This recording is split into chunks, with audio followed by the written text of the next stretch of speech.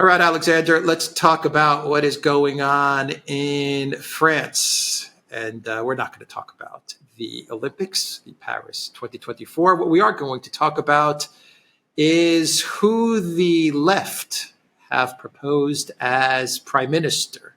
And Macron has rejected this person, even though, as you were telling me before we started recording this video, this person who they are proposing for the job of prime minister is actually a super duper uber globalist, and yet Macron still rejects her. What's going on here?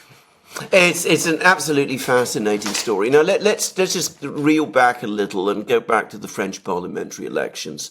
Because if you remember, what happened in the French parliamentary elections is that the right-wing parties, the Marine Le Pen's party, the Rassemblement National, the other right-wing parties that are allied to it, they won a clear victory in terms of the in terms of being the biggest bloc, the one that was supported by the most people in France. They got around a third of the vote. About the same as Keir Starmer, in proportionate terms, got in the British general election, where he ended up with this gigantic majority. But the left parties, which got fewer votes than, significantly fewer votes than Le Pen's party did, and the left also got only a quarter of the votes that were cast. Nonetheless, because of the way in which the election was sewn up, the sort of deals that were done between Macron's party and the left came first in number of seats, and they are insisting that they have the right, therefore, to name the prime minister and to form the government. This is despite the fact that, of course, they are far from being a majority party. They've won nowhere near enough seats to be a majority by themselves in the French National Assembly. So the left proposed a very radical economic and political and social program. We were told all kinds of things that they were going to do, very radical things that they were going to do. And then they proposed their candidate for prime minister. And they proposed a person called Lucie Castets. Now, I hope I'm pronouncing her name correctly. I'm not sure exactly how it's pronounced, but this is how I'm going to pronounce it in this program. Now, I've looked at her background, and she is an absolutely typical French énarque, what the French call an énarque. In other words, she's somebody who's gone to all the elite schools in France. And you have to understand the French system and the way French politics works. You really do, even more than in Britain and the US, you need to look at the places where people have been educated.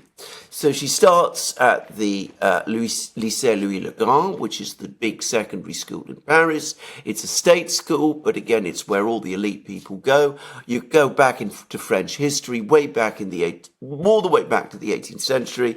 All the elite people, including, by the way, Robespierre, just saying, they all went to the Lycée Louis-le-Grand. She then goes to Sciences Po, which is one of the Grandes Écoles in Paris. It's, if you like, the equivalent of the LSE in Britain or Columbia in the United States. It's that kind of a place.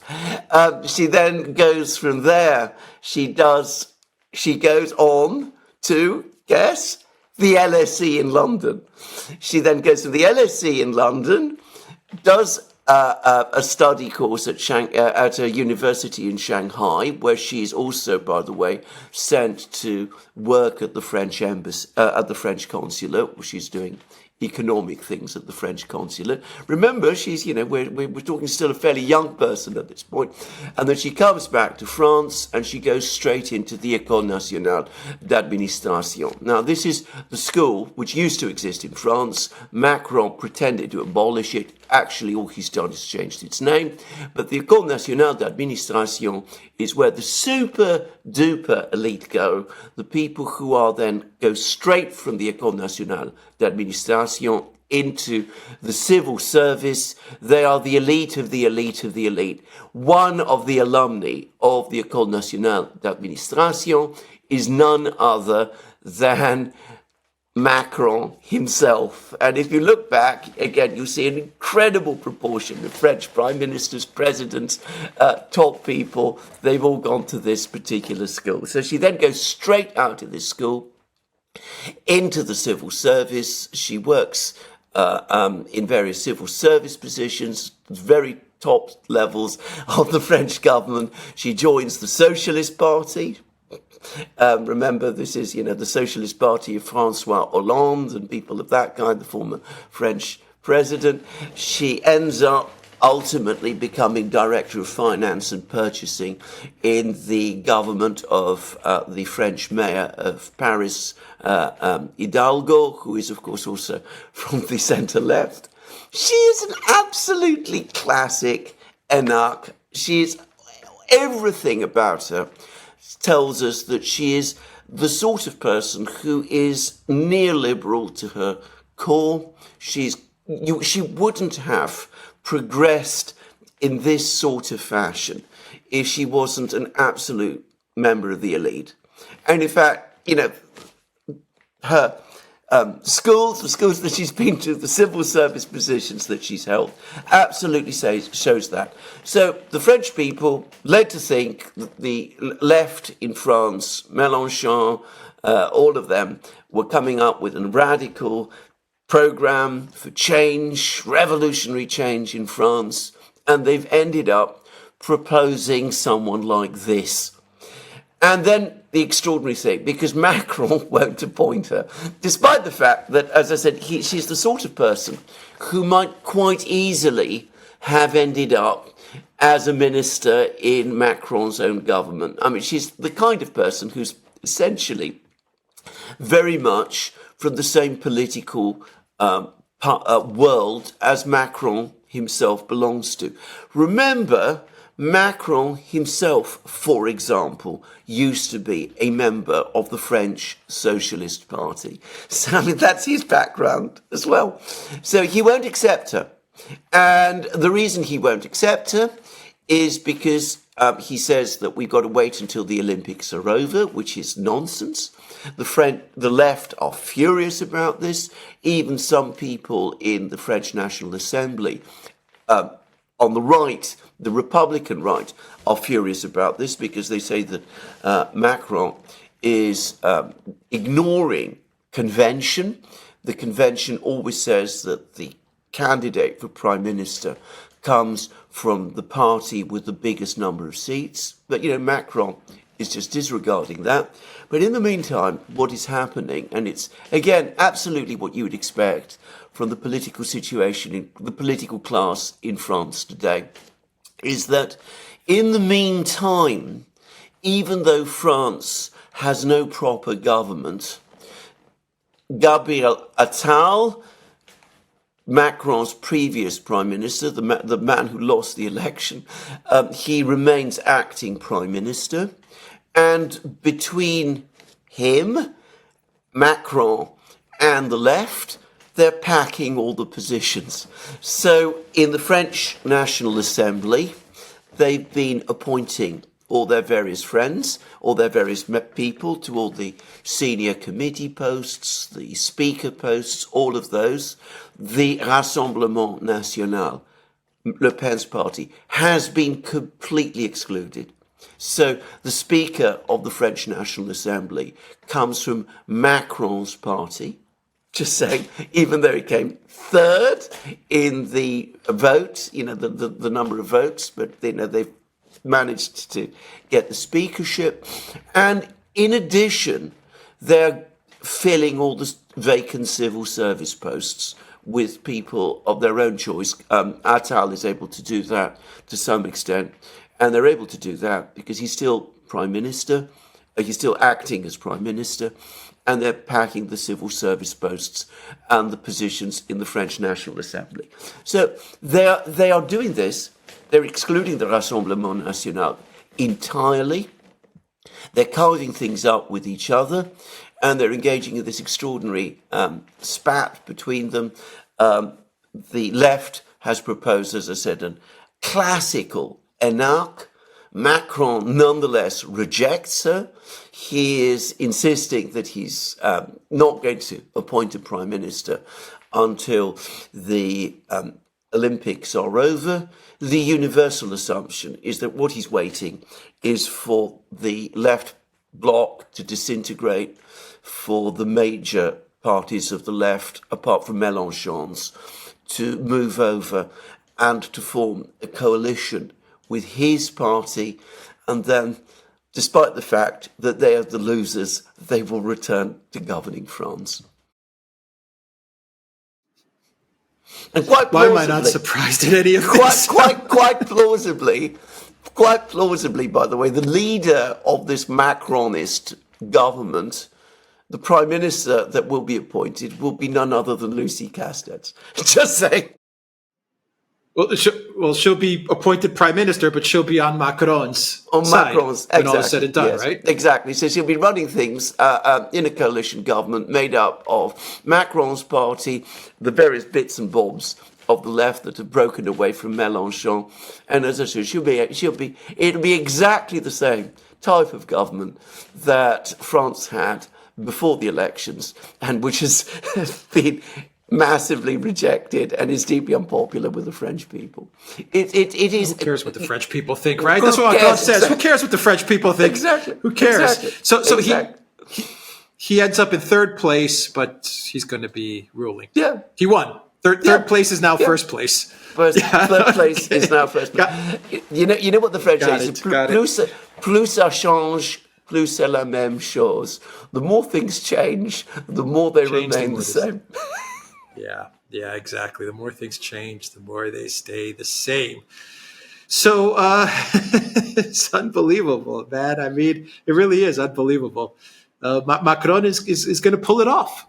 Yeah, I mean, he's pulling off an election win while not winning, and this is due to the fact that you have, and this is across all countries in the European Union. You have these umbrella parties that the various forces, whatever they may be, whether it's the European Union itself, whether it's the NGOs, the United States, Soros, who cares? But they always put together, whenever you're having elections now in the EU, you have this tendency, this norm. It's now become the norm where you put together all of these different parties in order to either remove the ruling party, like in the case of Orban, say in Hungary, in order to remove a ruling government that you don't like, or in order to prevent an election win from a party that you don't want to win, like in the case of Le Pen. So you cobble together the socialists with the anarchists, with the communists, with the libertarians, whatever. You just put them all together, and you think this is going to solve whatever problems you may have with the Le Pen taking power in France. But what you actually get is just more instability. Yeah. And eventually you just get to the same thing as before, ruling the country, which in this case is Macron.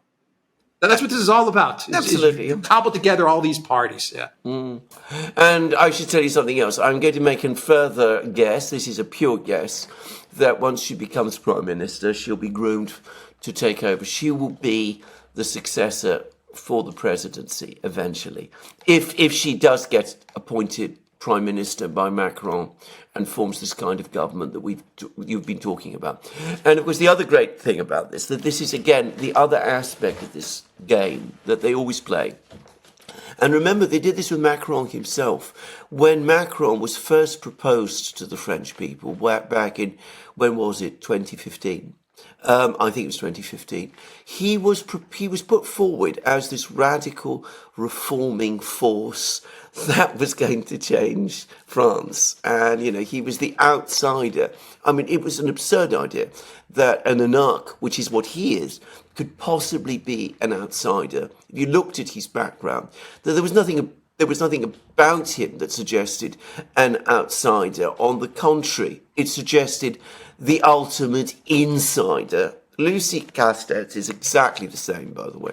There's nothing about her that suggests an outsider. But the left in France proposes this radical change policy. Macron previously proposes this radical change policy. Some people, too many people, are fooled into thinking that this is real. This is, the other part of, putting all these different parties together. But, once the election is over, well, you forget all about that. You go back to doing exactly the same thing that you did before. And I mean, anybody who thinks that Lucie Castets is going to change anything radical should look at the policies of her boss in Paris, Hidalgo, who is an absolute prop of the neoliberal centrist order in France, as she is in the European Union altogether. So nothing, no change at all. And as you absolutely rightly said, this is all cobbled together incredibly fast. It's an efficient operation, that I have to say, cobbled together extremely fast in order to basically keep Le Pen and the Rassemblement National at bay. Now, there is a fundamental problem with this, which is that, of course, more and more people in France can see it. More and more people in France are becoming more and more angry. The cynicism of it is, I think, beginning to become increasingly corrosive.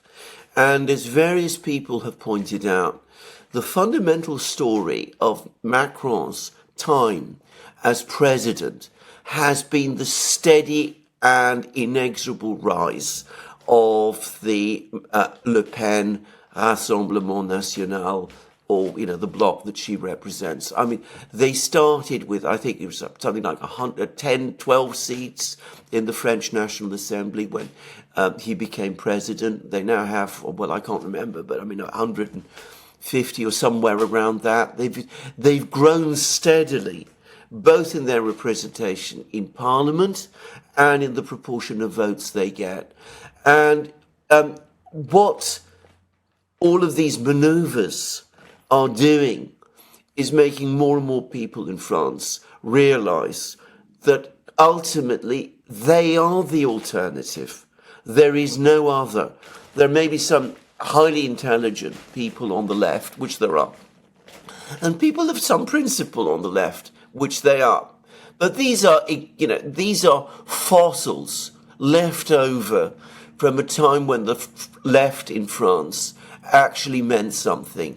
Today, as a political force, the left in France is a force for preserving the status quo.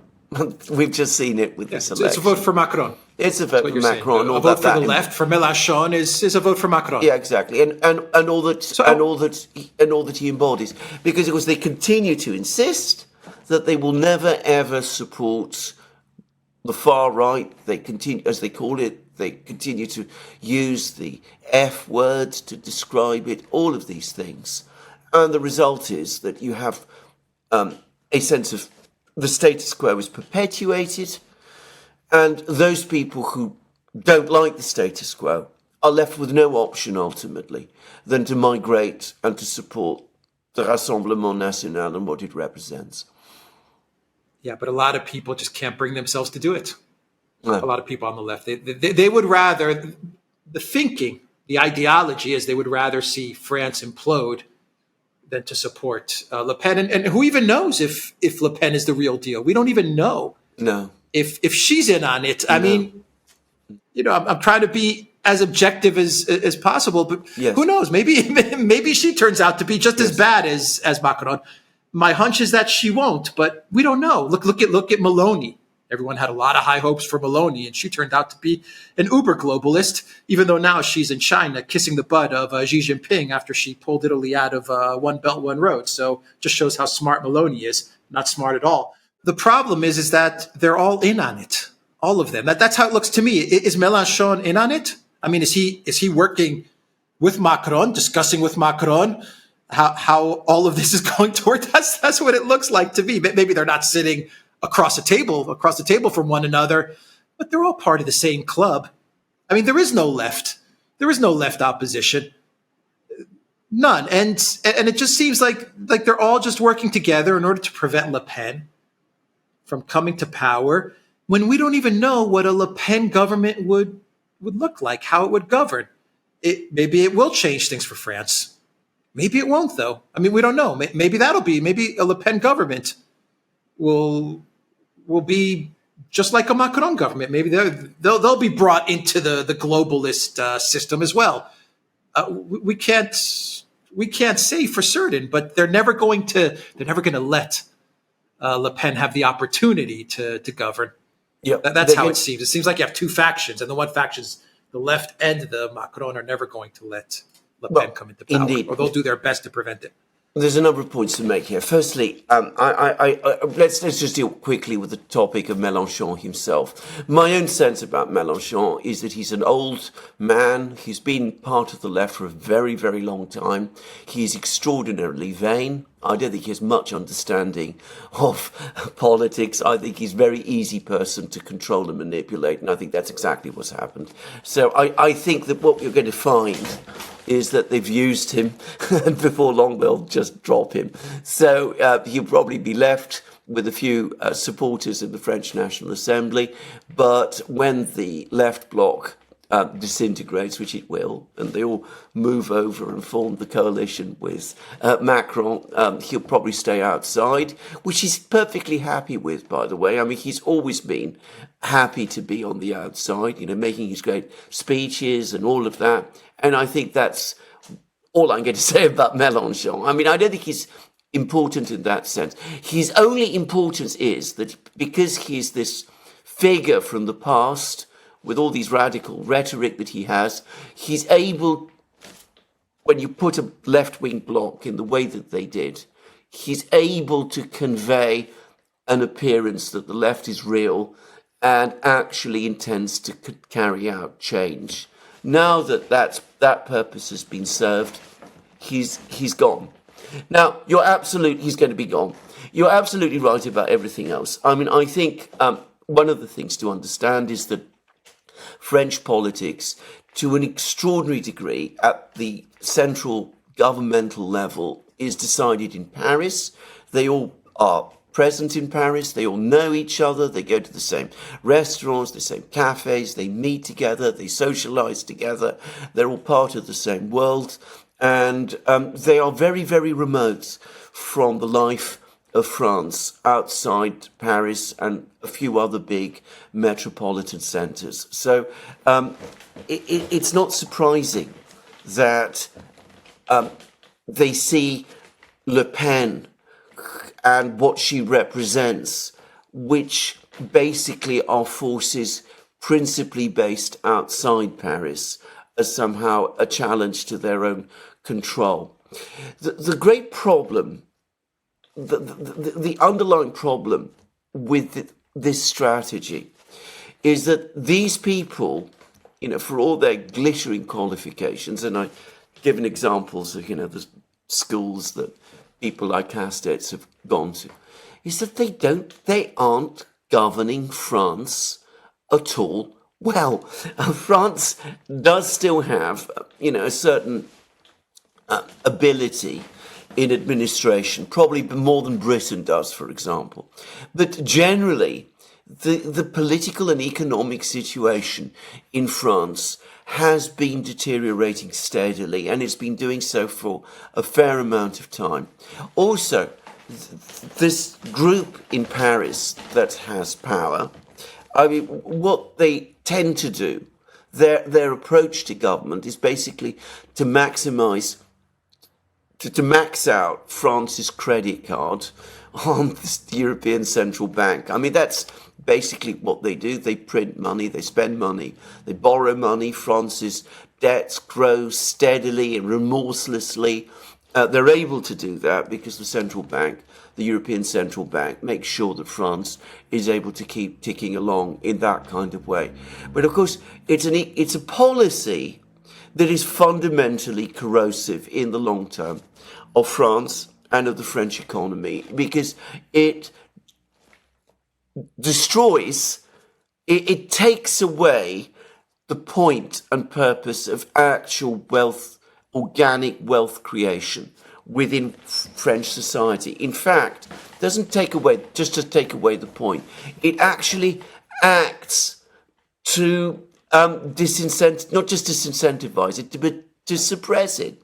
Because the people who are going to do well in France are those who are closest to the money flows that come from the centre. I mean, that ultimately is weakening the whole structure of France, of French society, and of the French economy. As I said, when I last travelled to France, which was a couple of years ago, I didn't go to Paris. I went to the Department of the Lot, and I saw it there. I was astonished at the difference that I saw in France. So this is unsustainable. Sooner or later, it will break. And I don't know how soon or how quickly that will happen. And yes, all of these manoeuvres have been very effective up to now in keeping Le Pen and the Rassemblement National at bay and all that she represents. But be aware that these forces, what she represents, is getting stronger all the time.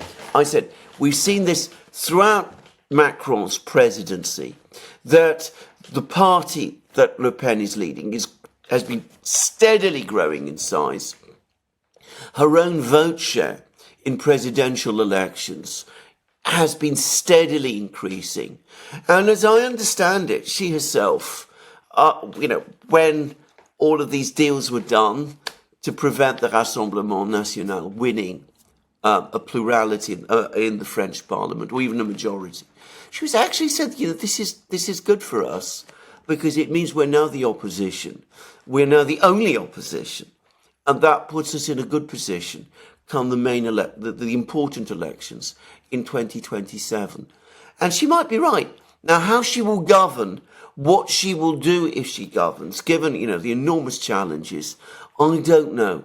But even if she fails, even if she proves a disappointment, there will eventually come a breaking point.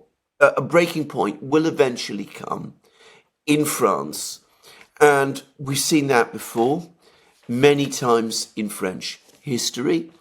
And the people in Paris who engage in all these conspiracies and all of these plots, they're a little bit like, the French aristocrats connected with the court in the 18th century, who were engaging in very similar types of conspiracies and plots at all the soirees and all of the things of that time, until eventually, of course, the storm overwhelmed them. The tidal wave of demands for change simply overwhelmed them. So I think this is the danger these people run, and I don't think that this is a fanciful view. If you are familiar with French history, which, to a great extent I am, I'm not so familiar with, the France of today, but French history I know very well. This pattern in France of an elite in Paris controlling everything, succeeding in doing so for a very, very long time, until everything suddenly breaks down. It didn't just happen in the 1780s and 1790s. It has happened in French history repeatedly, and it's quite plausible that it will happen again.